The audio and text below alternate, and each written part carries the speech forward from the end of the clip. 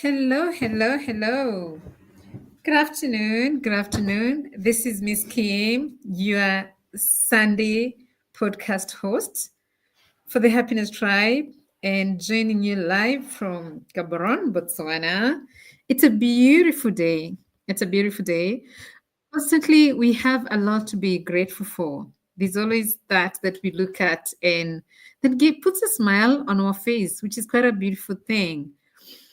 And thank you joining us. Please tell us where you're joining us from. Our listeners, if you are on LinkedIn, YouTube, Facebook, you're most welcome. You can drop comments. Tell us which country are you, how is your Sunday going? And I have my co-host today, Miss Yodit, who has joined us. Thank you. Thank you for joining us. Do you want to say hello? Or you still want to Yes, grab tea? Good. Please say no, hello. I'm good. Thank you, Miss Kim, and hello. Good afternoon to everyone joining us on this side of the world. Um, and I think good morning, good evening, hello to everyone. I apologize for joining in a couple of minutes late. I was having connectivity issues. My name is Yodit Mulusi, and I'm joining you from sunny Habaroni. Thank you for calling it sunny. I'm not sure it's Isn't so it sunny. sunny where you are? It's a little bit cold. Well, it's not so bad, but I think we're getting into early winter, right? Yeah, no, it feels like it, but I personally love this weather. At least the sun is shining and it's not Yes. blazing hot. It's comfortable. You need a Yes. scarf, which is one of my favorite things, but Yes. it's nice. It's a nice afternoon. I can see Right. you. I can see you donning your beautiful scarves. I can see you. Yes. So it's indeed a beautiful day. It's a beautiful day. I don't know how your day has been. Mine has been a little bit slow. I think today is when I sat and sort of mourned the Pope. Of course, we've all been watching and part of the whole world mourning. But Sunday being the day most of us are free was my sort of my day that I had a deep reflection. What has this meant for you, Miss Yodit, and blending it with living a purposeful life and happiness? Thank you, Miss Kim. Please, first, let me back up a little bit and ask you, what were you thinking about? So that I can also think about how to respond to your question. Are you Thank speaking you. about, huh? Thank you. Yes, it's actually, for me, the reflection was, and I think it's something that happens to me every time we lose somebody who is close to our hearts. Uh-huh. What's my legacy? What will people say that day? Am I living a purposeful life? Am I passing happiness and joy to others? Is it going to be a celebration of life well lived? Because I think we are sad, yes, the Pope is gone, but we are celebrating a life well lived. It is such a beautiful thing that everything you read, people saying things about the people's Pope, as they call him. It's just beautiful sentiments. You get me Absolutely, now? Miss. Yes, no, no, I hear you. And it is always very sad. And I think for him, just the things that I've been reading and that the pictures that I've been seeing online, definitely lived a purposeful life. He was also very brave. I think he said and did a lot of things that perhaps his predecessors didn't. And he just seemed to be a man full of love. And so, for that, as you reflect on some of the issues that he took on and spoke about and tried to encourage everyone um, to join him, to join others who are involved. For example, just talking about climate change issues, something that we're all grappling with. So there's a lot I think that we can read about him and what he has said. And definitely, Miss Kim, the legacy that he left behind, the kind of life that he lived, the fact that he did not choose material things and chose to continue living the simple life, things like that, I think make us pause and think about how we ourselves are living life. What is it that we're doing, to your point, um, to leave the world better than how we found it? There's a lot of work that we need to do. And I think he definitely set a huge example, a great example for all of us. So yes, as we reflect on his life, it's just trying to see where are we with ours, and Mm-hmm. yeah, what is it that we're doing? What is it Yeah. that we're doing? I think that's the question Yeah. that we need to keep asking. Absolutely. Absolutely. It's actually, I think, his passing and my just getting to know him better, because I think we usually say you have two most important days of your life: the day you're born and the day you die. And those are the 2 days that you truly and deeply loved by the entire world. We love you deeply. I think we all love babies. The day you're born, it's a big celebration. The day you die, we love you more. And reflecting on the life you've lived, the legacy he's left, it makes me also reflect on mine. And I think we couldn't have had a better topic than this one today: the sense of happiness and the designing of a tribe, which makes me just get back on addressing. We all have, or we could express and define happiness in different way. My own definition would be the quiet peace within us when we know we are enough, even as we grow. The laughter we share, the dreams we pursue, the kindness given without expecting anything in return, especially that particular time that we support or help somebody who can never pay us back. And this doesn't mean that it's the absence of problems. No, it's truly just the ability to find light, even when days feel dark. It's literally living with gratitude, working with purpose, and loving with an open heart. It does not mean that there won't be gray days, there won't be sadness in life, but how do we get into that? How do we embrace the gray days? So, Miss Judith, would you want to give us your own definition of happiness?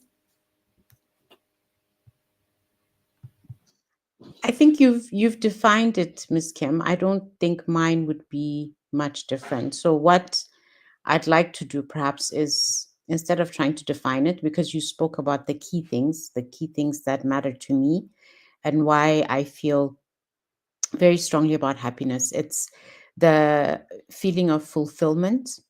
And as you say, in spite of the problems and the challenges, it's being able to get up every single day and to be able to express and feel the gratitude, feel I grateful love for that. what it is that you have. Yeah. Everything, from what would some people would consider very simple things. My love every morning, the first thing that I love to do is have a cup of coffee, and I can be particular about the type of coffee.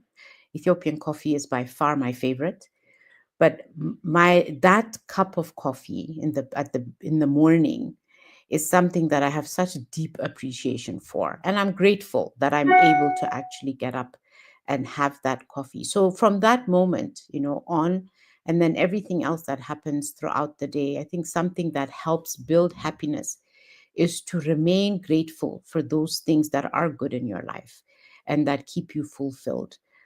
So you mentioned that, you mentioned the fulfillment, you mentioned the ability and the choice that you make to help other people. You may be having a bad day, but somebody may be having a day that's even worse. And if you come across somebody like that, if it's a friend or a relative, or sometimes it's somebody you don't know at all, are you able to extend that helping hand, Miss Kim, like you say, without expecting anything back? And possibly the gratitude that that person has towards you and for you fulfills you as well. And I think there's small things in our daily lives that help to boost our personal happiness, and I believe that a large part of that is being able to extend that helping hand. Sometimes it's a shoulder, And there are times when you do that and you don't necessarily get not even gratitude back, but that you've done your best. And I think those little things help to put together what my definition of happiness would be. Thanks, I Miss love Kim. it. I love it. And I love it when you just mention the simple things in life, like just your cup of coffee. you know, it might sound so simple, but that's something that just lifts your spirit, that makes you ready to start the day. And I think we all have that kick, something we gravitate towards, something that makes us go like, it's still a beautiful day.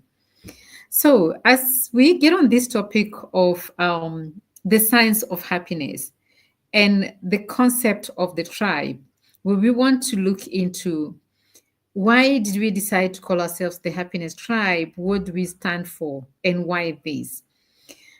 And suddenly, I don't know if you've noticed, Mr. Audit, I don't know if these are lessons from COVID that suddenly everyone and their cousin, they're building communities. We have so many online communities. Yes, a lot of them could be associated with business. It could be a book club. It could be you teach people something and then you form a club. You're an expert in this and that field. But I'm just loving the energy. And it's interesting. This is online, but we have a community, we have a tribe, and so many other people, which maybe, yes, COVID made it more pronounced that we are now digital nomads. We able to get like very strong bonds and connections with people we meet online. And I think strongly this is how the happiness tribe was born, from that simple and powerful truth where we've been able to multiply and share happiness. So, in a world that constantly pushes isolation, the pressure and fear, we choose to have communities, which gives us hope and that personal empowerment. I think we've all seen, I don't know if it's Netherlands, there's a country in Europe which has started this thing of you go to a restaurant just to meet somebody across. I don't know if it's a restaurant or a bookshop. I think it's a bookshop. Have you heard about it, Miss Judith? You just meet No, somebody, I haven't. Mhm. either Denmark or Netherlands, one of those. They've started this thing of like a book cafes that you just meet and you go and meet people and socialize. And I think it's such a beautiful thing. So with the Happiness Mm. Tribe, we've created a family, a space where we support one another. We support our growth. We celebrate life's joy. We celebrate each other and sort of support each other through our life challenges. We remind each other that you're never alone. We walk the journey together. And of course, we're still very mindful of we live in a commercial world, and it's important that we still support each other. I think we've had a podcast on happiness and money, and does money make us happy and stuff like that, which is a very very interesting debate. So we know it, this is a very important part of the life we live, and it's important that we make sure that we put systems and structures in place. So part of the projects that the happiness tribe does, the tribe has created a book that specifically still focuses first on how do we define happiness? And then each one of us has told their story. The book will be launched very soon, but it's very thought provoking that you find each one of us when we were writing our chapters. It made us sit back and reflect on life and happiness. What do we perceive as happiness? Our growing up. So let's talk about happiness as a science, not an accident, and the deliberate cultivations that are designed without leaving a chance, that conscious effort of making sure that we can practice and promote positive feelings and resilience within our daily lives. There's a story I love revisiting. There's a gentleman in Zimbabwe that has created, I hope Chiza you're online so you back up my story. He has created what he calls the friendship bench. The friendship bench is kind of a movement where he coaches grandmas within the village. They support people on with mental health issues. So they do your mentorship, they come and talk to you. And I think a lot of us feel very comfortable with grannies. Think about how beautiful that is, which he also talks about as having our anchors. Since life will happen, things will happen, there will be gray days. How do we make sure we navigate those gray days when they happen? Miss Yolit, would you love to add to that? Yes, in fact, speaking of the friendship benches, I find it such a fascinating concept. And I had a call with somebody a few weeks ago who's very interested in the program, and I don't know it fully in terms of the details, but I know part of what, like you mentioned, is training, maybe not training, but showing how our parents and grandparents can be involved, because we are dealing with so many issues currently with young people, and a lot of wisdom sits with our grandparents and our parents. And so bringing them, I think what I find exciting is bringing them to become active agents of change, especially when it comes to mental health issues, and being able to bridge that gap. I think we had a conversation the other day, Ms. Kim, about how some of us still feel very lost in terms of what's happening with technology and AI these days, where we watch our kids and we don't know what they're doing half the time. So the concept of bringing in the elderly to help support issues that we're dealing with today, I find very exciting, especially because it also it gives them a continued sense of purpose, being able to address things that they see their children grappling with. And so I like the idea. And I don't know, maybe one day we can invite the folks. I believe I know someone who works for the Friendship Bench in Zimbabwe. It would be interesting to find out more about what it is that they do. And is it possible to spread that, across different countries?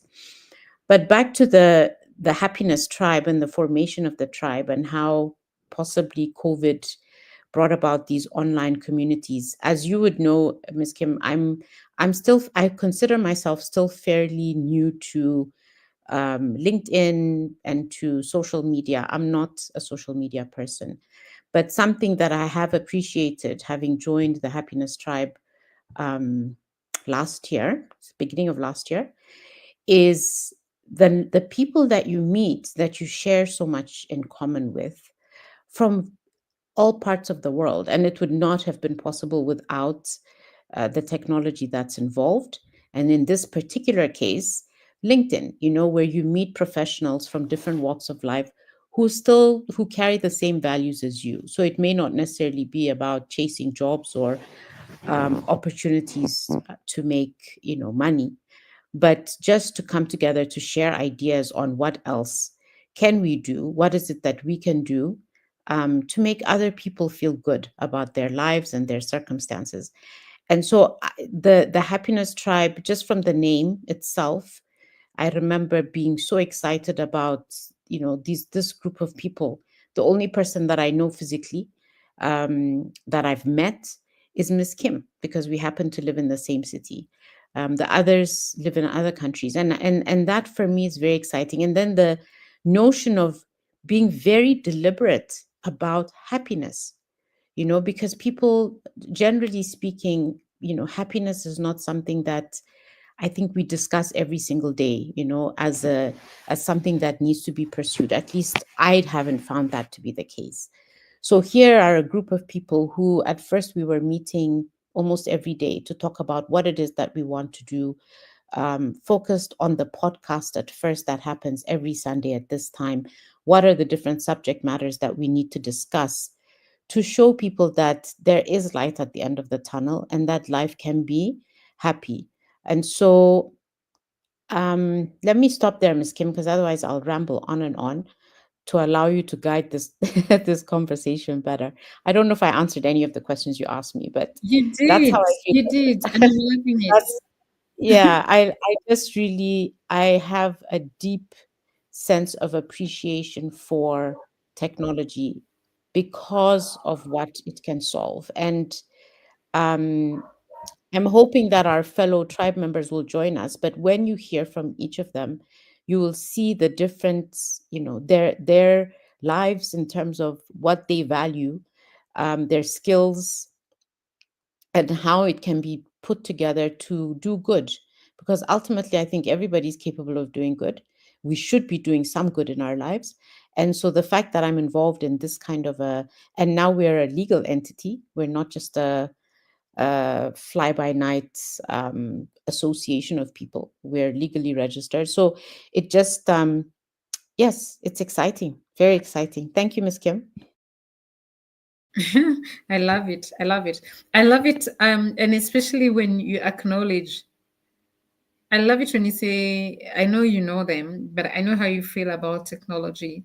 So I love it when you're firm. Yes, through technology, I'm able to serve humanity.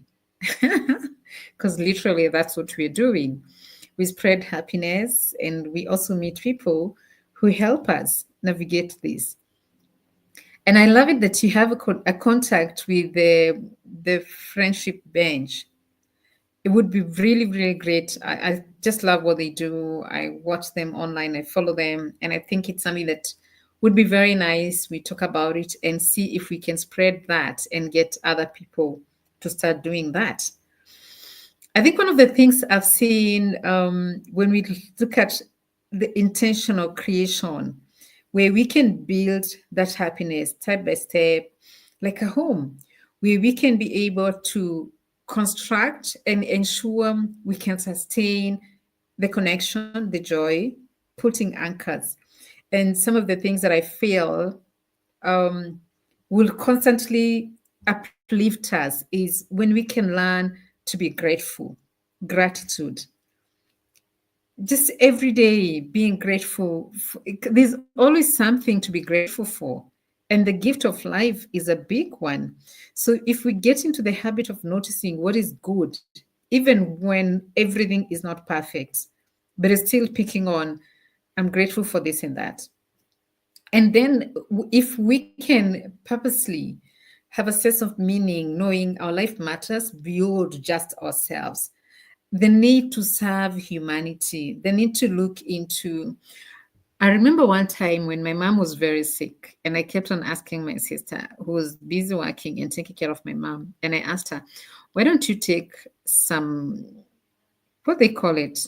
What they call it? There's a corporate word for compassionate leave. Thank you. That's the word. I asked her, why can't you take compassionate leave? I don't remember you being on leave anytime, ever since you started working. And she said, I've been thinking about it because it's taking a toll on me. But when I think about my age, my mom, and then I think about my sister is a teacher. Well, she's retired now. She was a teacher. And she told me that every time I want to take that compassionate leave, it boils down to what about these kids in class? And some of them do not even have parents. Look at us, we're all adults. So some of these kids and their hope for a better life. That touched me so deep. It touched me so deep. It just gave me that feeling of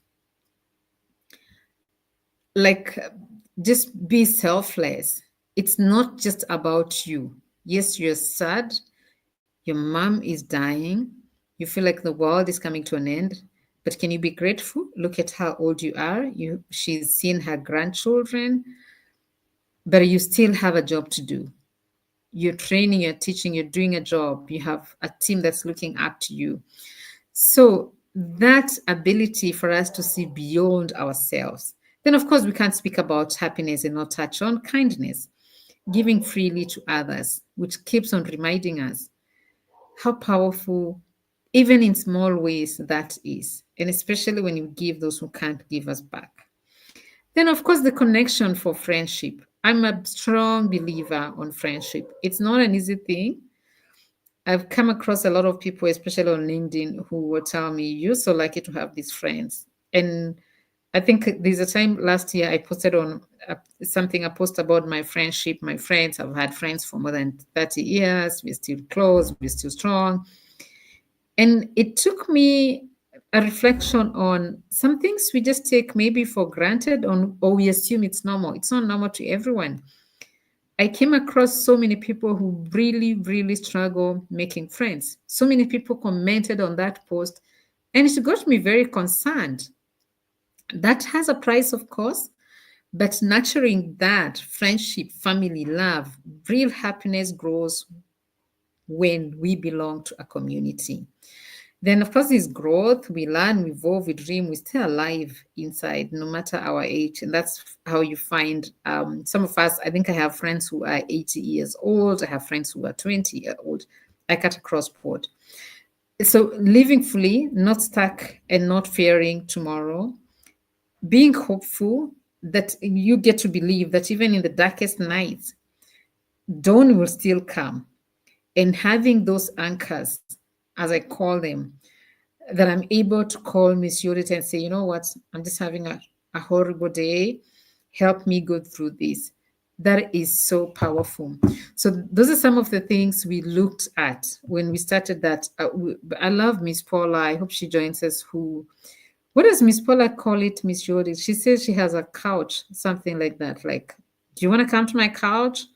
Like, are you having a great day and you're just so out of it and you just want to have just to chill, just to relax? Because I think, I mean, in life, the great days will be there. So why environment and relationships matter? Miss Kim, Miss Judith, yes, may I yes, please. interrupt you? Yes, Sorry. please.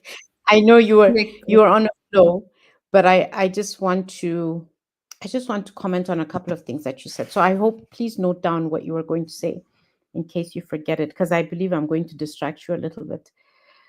Just a few things from what you've been sharing. And the first one is being selfless.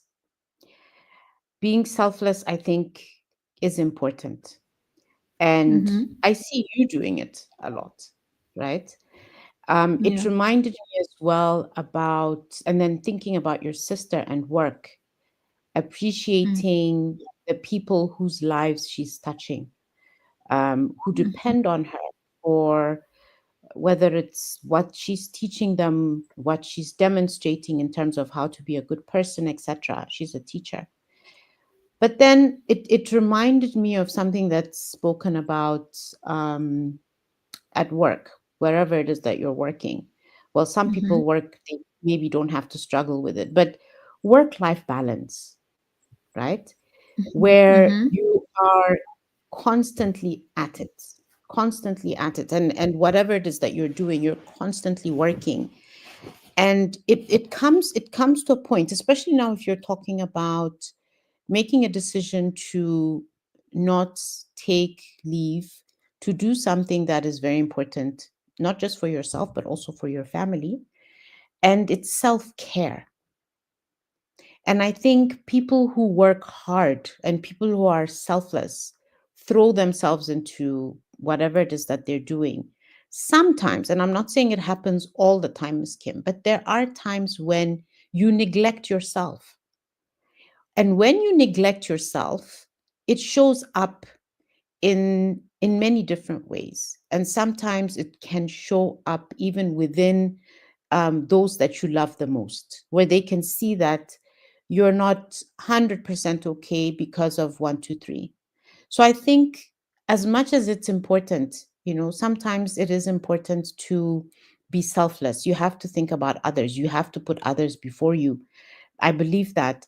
But at the same time, I also know, just from experience, that when you neglect yourself, and I'm talking, and if Miss Paula were here, she definitely would add to this. So, spiritually, physically, and your physical well-being can also impact your spiritual well-being and vice versa. But I think it's important for people to also take a step back from what it is that they're doing to ensure that they're okay.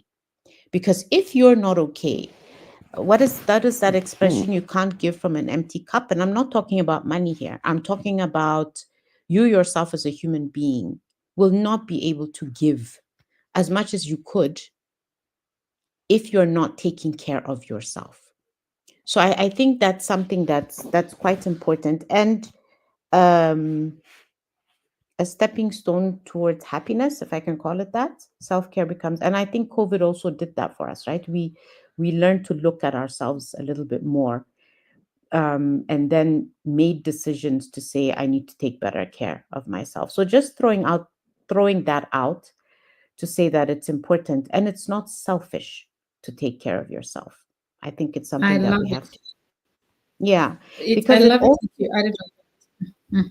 mm, it Sorry, also go ahead. can, it's okay, it also can lead to regret, and regret when it comes to self care. For instance, I have a sweet tooth. It's a terrible thing, but, and I think, Miss Kim, I will forego a meal just to be able to have a yummy piece of carrot cake, which is my favorite. But it's terrible. And regret is that, after you've done that, it's not just about the weight that you put on, but how else you're impacting your body. And regret is a horrible thing, regardless of what the issue is. And I've picked something quite simple, which is, the food that we consume. So I think, let me stop there so that I don't interrupt your flow more than I have already. But I think those are important things to consider as you're self reflecting, or just reflecting on life and your circumstances. Um, yeah. Over back to you, Miss Kim. Thank you for allowing me. And I'm I hoping love that it. the rest of the tribe members will somehow jump in. Let's just say hello to Anisha, who I hope is still listening to us. And please feel free if you'd like to join us. Let us know. Sorry, Miss Kim, I keep interrupting you. I'm done now. I'm going to mute. No, actually, you can take us through why environment and relationships matter. As I just wrap up on what you've said, I love it, and it's very, very true. It's so important that you can't give what you don't have. I rightfully said, you can't give from an empty cup. Do you want to take us on why environment and relationships matter? Sure, Miss Kim. And I think I'm just going to wing it, if that's okay. Have it, but using what you've given us as a guideline. Um, and I agree. I agree that where we find ourselves in life, whether when we're growing up, the family, the society, the community that we grew up in, shapes who we become. And I know that for many of us on the continent growing up, everybody had a grandma, grandpa, somebody who sort of brought the entire family together. And there's a lot that comes from that, not just the sense of community, not just the values that you learn, but when you look back, you're able to think about those things that really mattered back then. The friendships that you develop amongst your relatives, the recipes that you learn to replicate later on in life, and then the jokes and the stories that you learn about your own family, your country, your history, etc.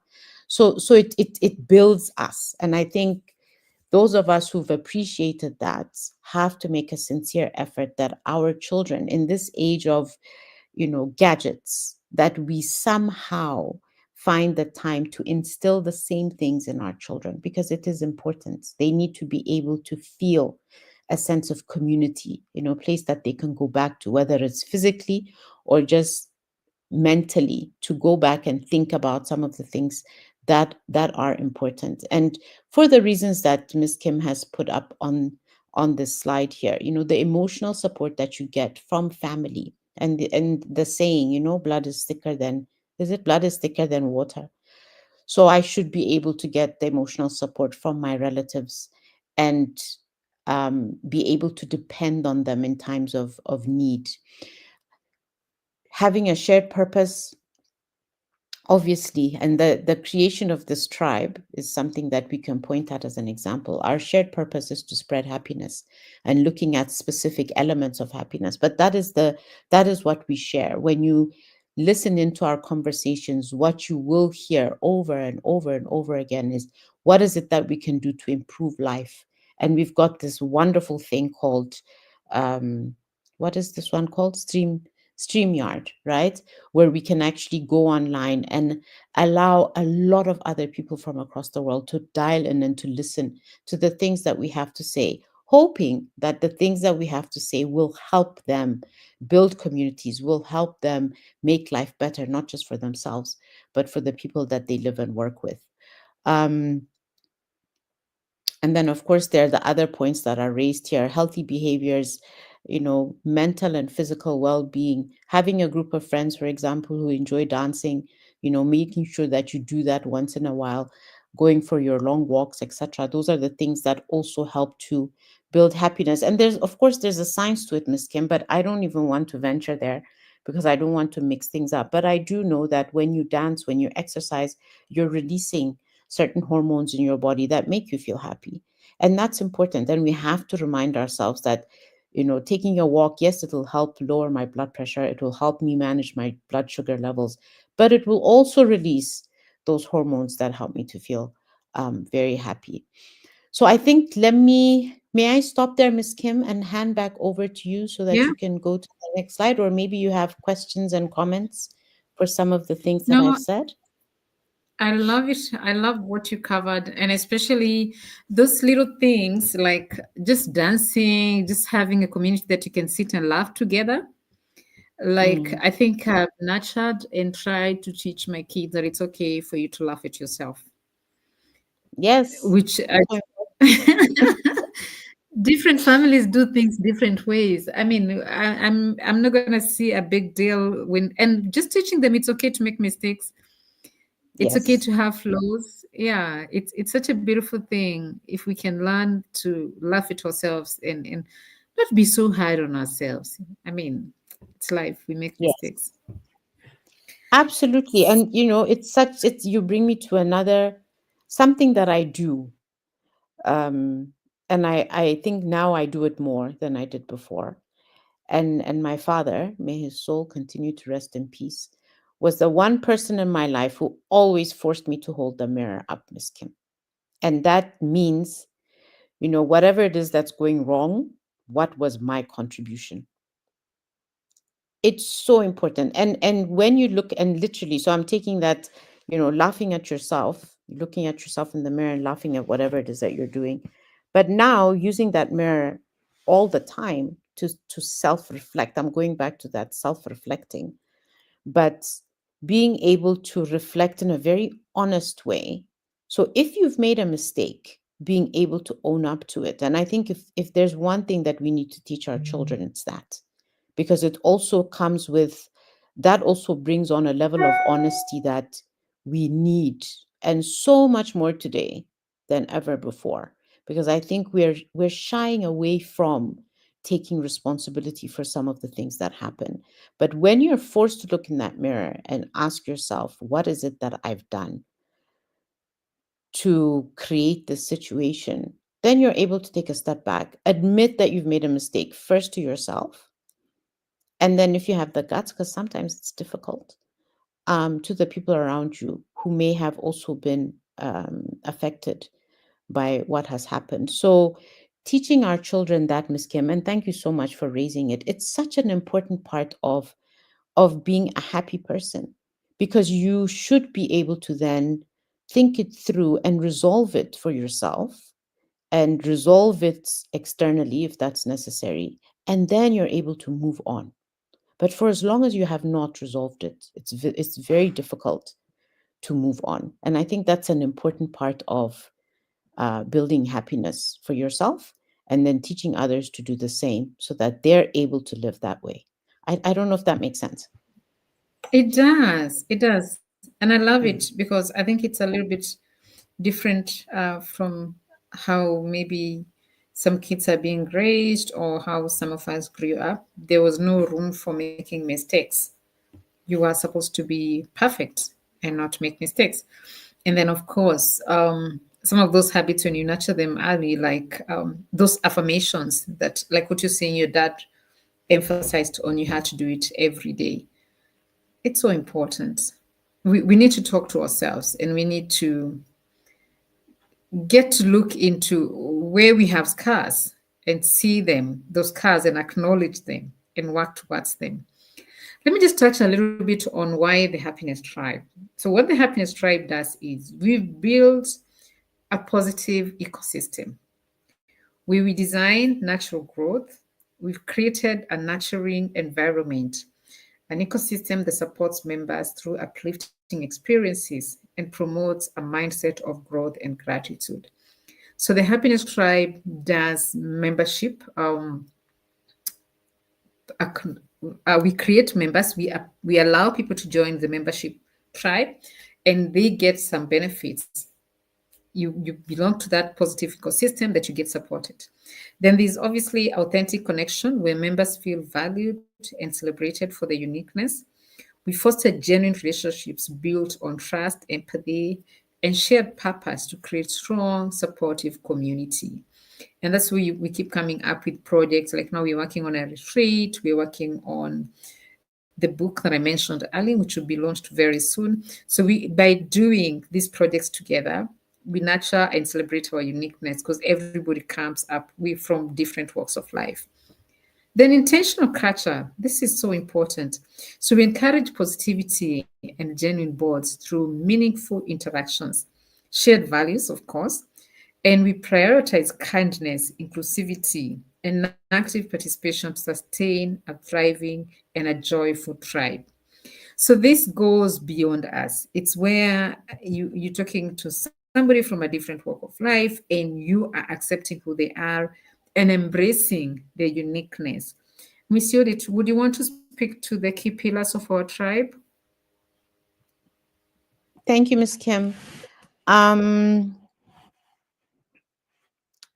I shall do that. I think, and this is one of the beautiful things about this tribe is the fact that we're not all. I keep going back to that because we're not all from the same place. We all grew up in very different environments.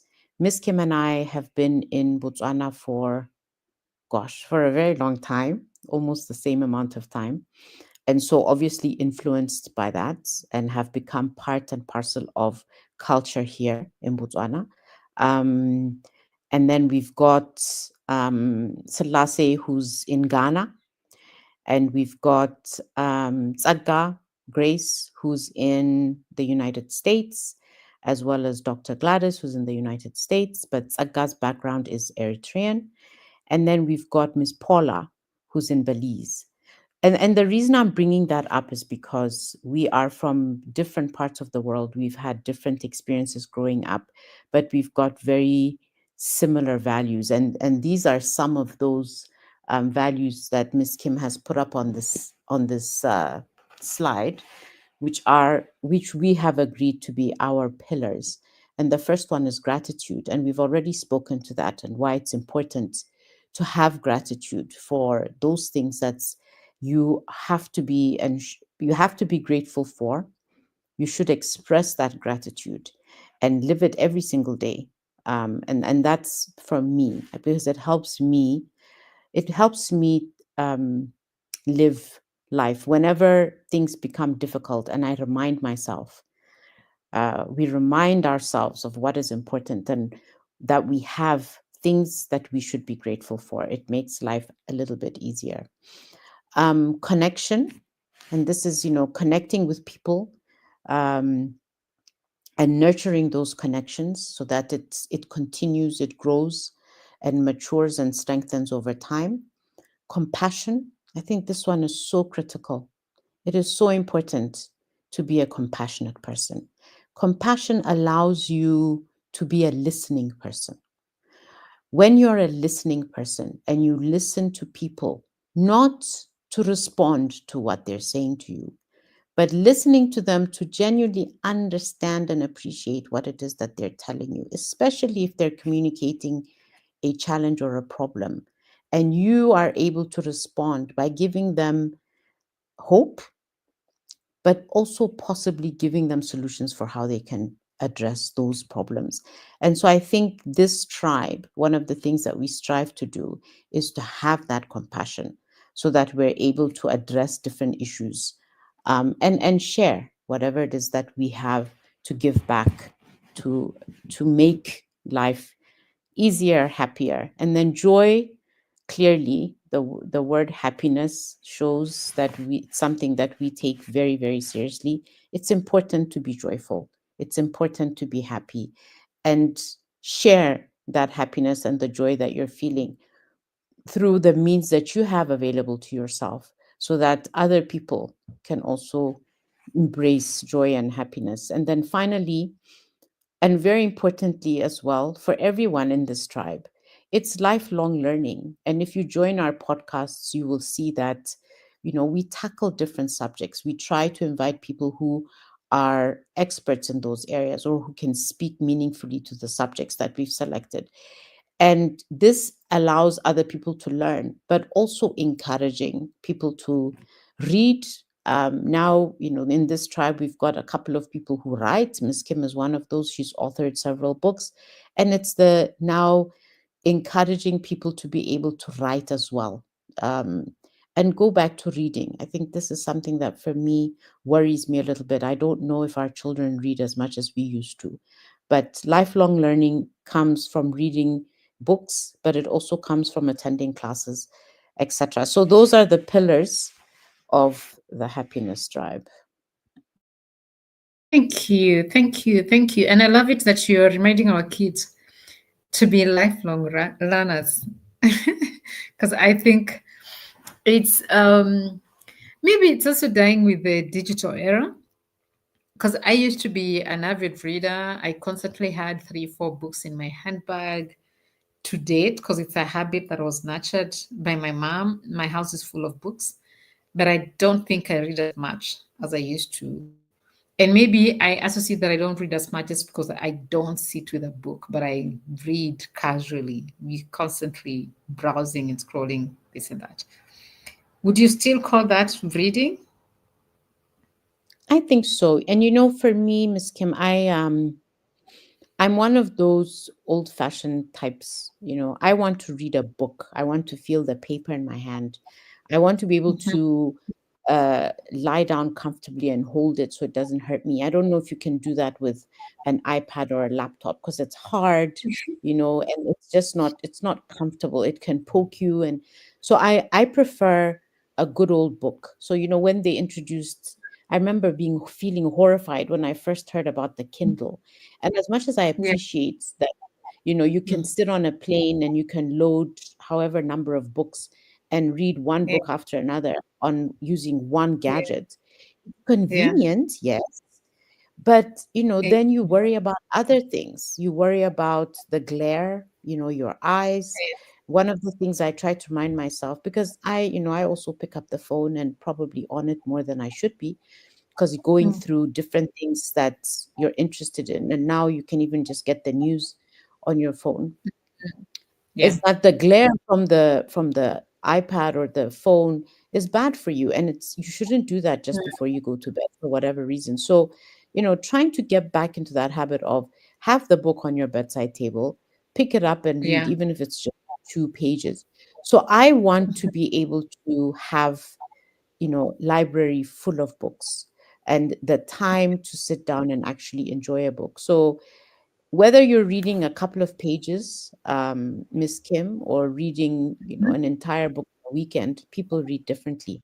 As long as you're reading, and yes, even on gadgets, as long as you're reading, I think it's important because you're building your brain, um, your knowledge, etc., which is in your line of work, in all our lines of work, and what's happening today in the world. I think it's important to continue reading. Thank you. At least you've accepted, you've acknowledged my kind of reading. No, To still be, no, but I know that you read and you read a lot. It may not be a physical book, but you read. yeah. You have to. Yeah, And constantly we do a lot of research. absolutely. Especially, I honestly think, as much as I'd call this a topic for another day, I think, personally, I think AI has made me smarter. Because previously you would think about something and then go like, I want to, okay, I'll research more about this. But now it's so easy because most of us have those apps on our phones. I just drop it on my phone and get in a minute, I get to know, I get to understand, oh, this is what this means. And it can be anything that I just go like, hmm. It can even be a recipe, something I'm thinking, how should I cook this? Yeah. So you find, No, I think. Mm. mm, and then I Go like ahead. it because it doesn't give you a direct answer. It gives you an explanation. So it forces you to read further. And then it will also prompt you. Do you want a clear recipe? Do you also want to know how you can mix this with that? So I think Mm. we learning.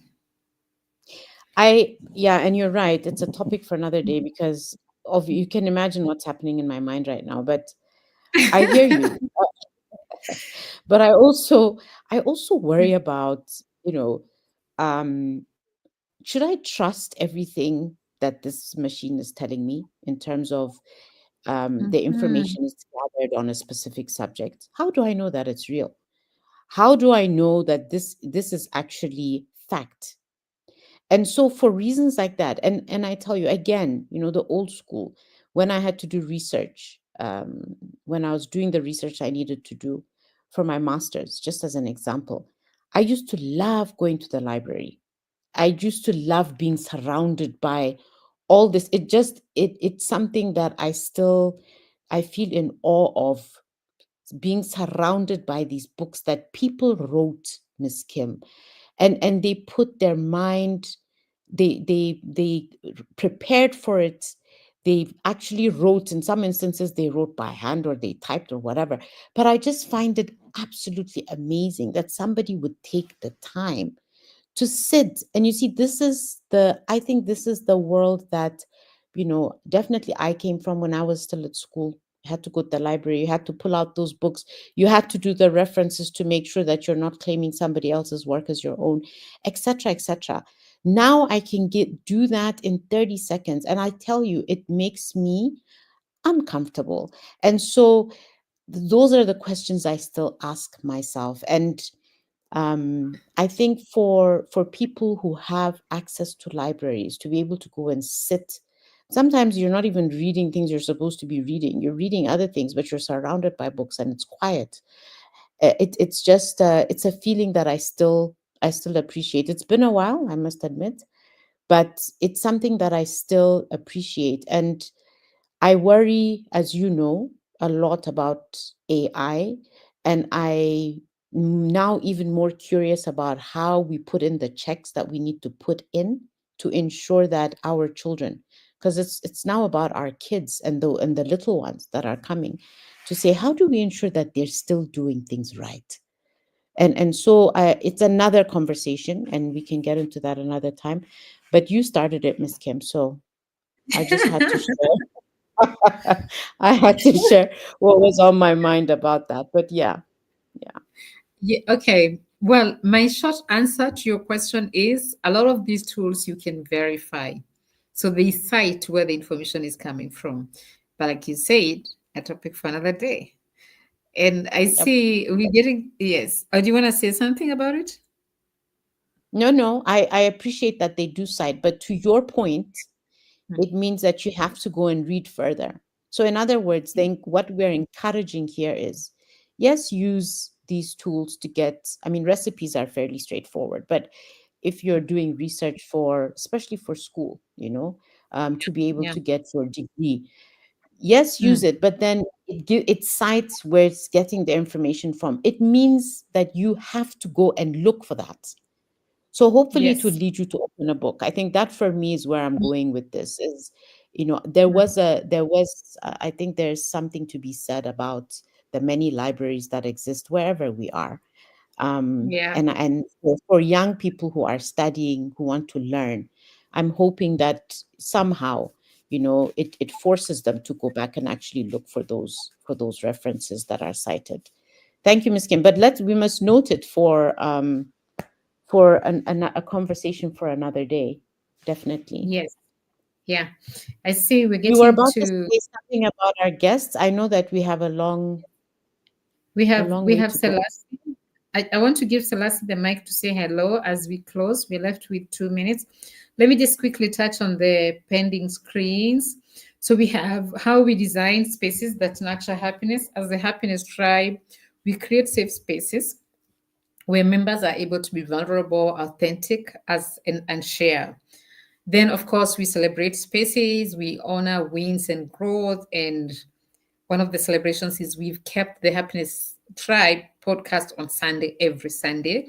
And you're welcome. If you have anything that you'd like us to discuss, you just come and talk to us, and we can tell you, yes, we'll schedule it for this month, this date. That's part of the contribution the Happiness Tribe members can contribute. Then we have learning spaces where curiosity is welcomed with no judgment. And then we have your role as a tribe member. You are supposed to participate actively. You're a co-creator. We givers and receivers as tribe members, and obviously it has its ripple effects. Happiness is a journey, so the daily rituals, the joyful moments, and intentionally choosing happiness. It's not a destination. It's a journey that we welcome each other and we travel together. And then, of course, we building, we reflect, and collectively we do our best to empower each other. I'm just going to give Selassie the mic to say hello, and then Miss Yudi to give us your closing remarks, and we'll end our today's podcast. Selassie, do you want to say hello and some remarks on today's podcast?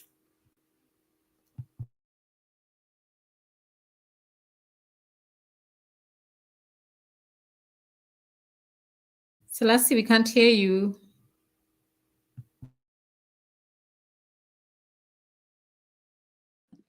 Um, I don't know, Miss Kim, have you?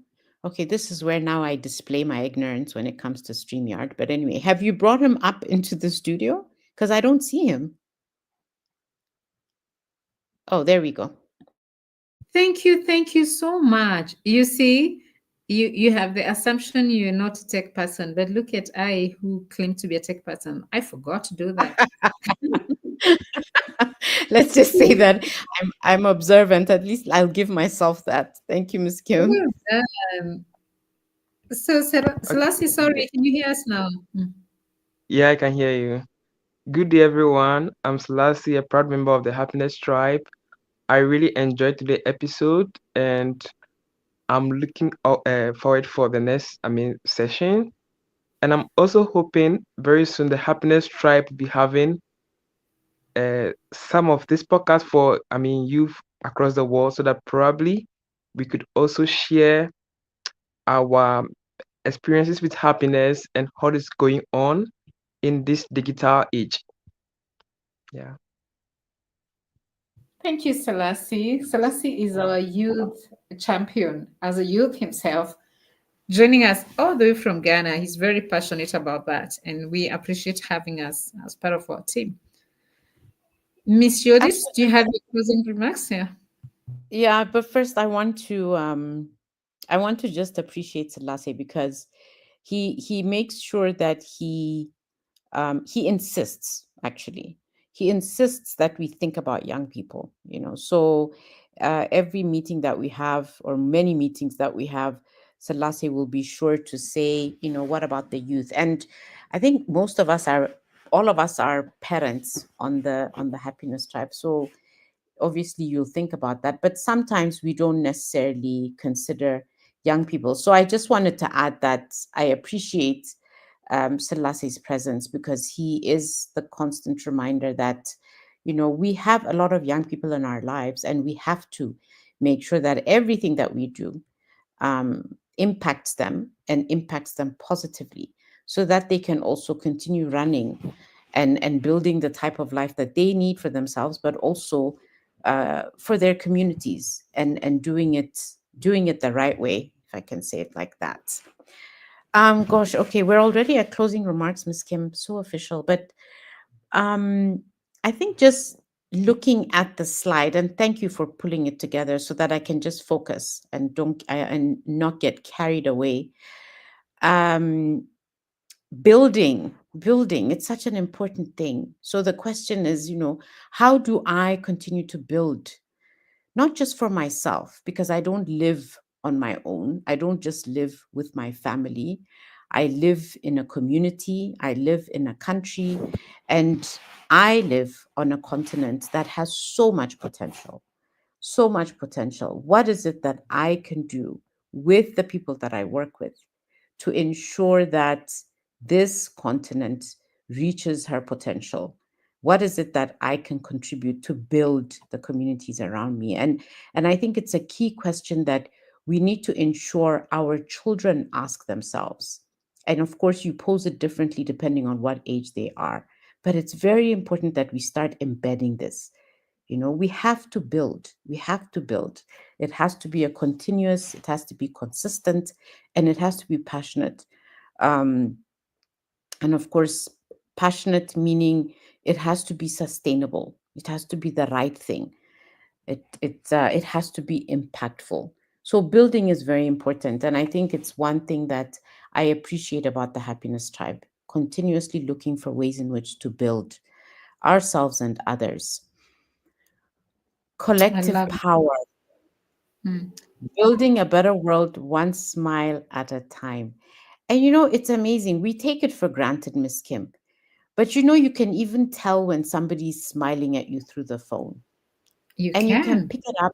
Yeah, you can pick it up and you can appreciate them for that. Thank you Yeah. for smiling at me. And I think I love growing older, because as you grow older, you feel freer to say what you need to say, even sometimes when what you have to say is perceived as scolding someone. It takes nothing away to smile at somebody. Nothing. So for me, the fact that you've put this in here, I love it. Building a better world, one smile at a time. Now, as a collective, and this is again why I appreciate the Happiness Tribe, Miss Kim, because we are a collective over different countries. We are in different continents, but we've come together as a collective. And I honestly believe that when you collaborate with others, when you work together, you're able to achieve so much more, so much more. And we need to move away from trying to do things as individuals and try to find those people that share our values, that share our vision, not just for ourselves, but for the world, and for the world, for the future, for our children and grandchildren, and work together with them. So I love it. I love the collective power, and I would put collaboration in there as well. And then finally, reflection. And we spoke about this quite a bit today, but reflecting is something that is so important because it allows you to grow from that. Whatever it is that you've been able to identify as a good point, and then maybe sometimes things that haven't gone so well, things that you can improve on. Reflection allows you to do that. And then, of course, Miss Kim here asked the question, what small joyful act can you offer today? And that I can go back to the smile. Sometimes when you give somebody a smile, that's all they need. Sometimes you need to give somebody a hug. That's all they need is a hug. Other times it's just a word of encouragement. I so sure, but hang in there. It'll be okay. It'll be well, but said with sincerity. I think that helps as well. So I'm going to close with that, Miss Kim. I really have enjoyed the session today. I'm sorry if I took you off your agenda here and there, but I love the opportunity of being able to ask questions that I think we need to reflect on for future podcasts, but also just as individuals. Yes, in our daily quest to find that happiness that we actually all have. We just need to find a way to bring it out. Thank you. Thank you. Thank you so much, Miss Judith. You got it so well. You nailed it. It's always a pleasure to have a podcast, to run the podcast with you. You're very engaging, you're very smart, and like you beautifully said, with old age, we got no filter. Did I say old age? I did No, not. no, you said as I think as we age. As we grow older. Yes, we Yes, grow Miss Kim. older. I'm just I'm just teasing you. No, it's okay. Thank you, Miss Kim. I appreciate you greatly a Yeah. lot. And thank you for reminding me that I should have also um expressed my gratitude for you. I remember when I met Miss Kim, and I know I'm taking longer than I should, But I remember when I met you, and then, several things happened in my life. And I said, okay, now I know why God brought you into my life, because you carry those things in you that we're digging deep now to find the same in myself. But I really sincerely appreciate you, Miss Kim, and the way you've been able to open up my eyes, and I'm sure many other people's eyes, to the world of technology, LinkedIn as a start, communicating with people across continents. I really do appreciate that. So I'm very grateful for you, Miss Kim. Thank you so much. Oh, you're so kind. You're so kind. It's actually been a pleasure doing life with you, doing the Happiness Tribe and all the other projects we do and those that we're going to do. So, to the Happiness Tribe, our fans, you're watching us, you're listening to us, you're on Facebook, LinkedIn, YouTube, wherever you're logging in from, it has been a pleasure.